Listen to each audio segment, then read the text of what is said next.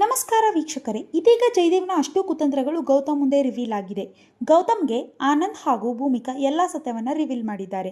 ಇದೀಗ ವಾಹಿನಿಯ ಹೊಸ ಪ್ರೋಮೋ ಹಂಚಿಕೊಂಡಿದ್ದು ಗೌತಮ್ ಹೇಳಿದ್ದು ಹೀಗೆ: ಮನೆಯಲ್ಲಿ ಮುದ್ದಾದ ಹೆಂಡತಿಯನ್ನ ಇಟ್ಟುಕೊಂಡು ಹೊರಗಡೆ ಅಫೇರ್ ಇಟ್ಟುಕೊಂಡಿದ್ದಾನೆ. ವಿಷಯ ಇಷ್ಟಕ್ಕೆ ಮುಗ್ದಿಲ್ಲ.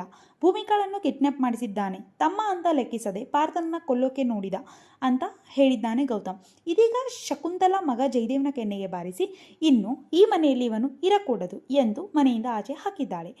ಇದೀಗ ಗೌತಮ್ ತಮ್ಮ ಜಯದೇವ್ನನ್ನ ತಡೆಯುತ್ತಾನಾ? ಶಕುಂತಲಾ ಇನ್ನೇನೋ ಮಾಸ್ಟರ್ ಪ್ಲಾನ್ ಮಾಡಿರಬಹುದೆಂದು ವೀಕ್ಷಕರು ಕಮೆಂಟ್ ಮಾಡುತ್ತಿದ್ದಾರೆ.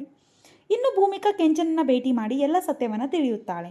ಆನಂದ್ ಜೊತೆಗೂಡಿ ಸಾಕ್ಷಿ ಸಮೇತ ಗೌತಮ್ ಮುಂದೆ ಇಟ್ಟಾಗ ಎಲ್ಲರಿಗೂ ಜಯದೇವ್ನ ಸತ್ಯ ರಿವೀಲ್ ಆಗುತ್ತದೆ. ಮಲ್ಲಿ ತನ್ನ ಸೀಮಂತದ ಬಳಿಕ ಬಹಳ ಖುಷಿಯಲ್ಲಿದ್ದಳು. ಅಲ್ಲದೆ ಸೀಮಂತ ಮುಗಿದ ಬಳಿಕ ಪತಿಯ ಜೊತೆಗೆ ತವರಿಗೆ ಹೋಗುವ ಸಂಭ್ರಮದಲ್ಲಿ ಮಲ್ಲಿಗಿದ್ದಳು. ಆದರೆ ಭೂಮಿಕಾ ಮಲ್ಲಿ ಜಯದೇವ್ ಬಗ್ಗೆ ಗಮನ ಕೊಡು, ನಿನ್ನ ಜೊತೆಗೆ ಇರುವಂತೆ ನೋಡಿಕೋ ಎಂದು ಎಚ್ಚರಿಕೆ ಕೊಟ್ಟಿದ್ದಳು. ಆಗ ಮಲ್ಲಿ ಕೆಂಡವಾಗಿದ್ದಳು. ಮಲ್ಲಿ ಜಯದೇವ್ನನ್ನು ಅತಿಯಾಗಿ ನಂಬಿ ಭೂಮಿಕಾ ಮುಂದೆ ಹಾರಾಡಿದ್ದಳು. ಸೀಮಂತ ಮುಗಿಸಿಕೊಂಡು ಕಾರಿನಲ್ಲಿ ಕರೆದುಕೊಂಡು ಹೋಗುವಾಗ ಸತ್ಯ ಗೊತ್ತಾಗಿತ್ತು. ಜಯದೇವ್ ಅರ್ಧಕ್ಕೆ ಕಾರು ನಿಲ್ಲಿಸಿ ದಿಯಾ ಜೊತೆ ಅತ್ಯಂತ ಸಲುಗೆಯಿಂದ ಇದ್ದದ್ದು ಮಲ್ಲಿಗೆ ಕಣ್ಣಿಗೆ ಬೀಳುತ್ತದೆ. ಜಯದೇವ್ನ ದುಷ್ಟತನ ಮಲ್ಲಿಯ ಮುಂದೆ ಬಯಲಾಗುತ್ತದೆ.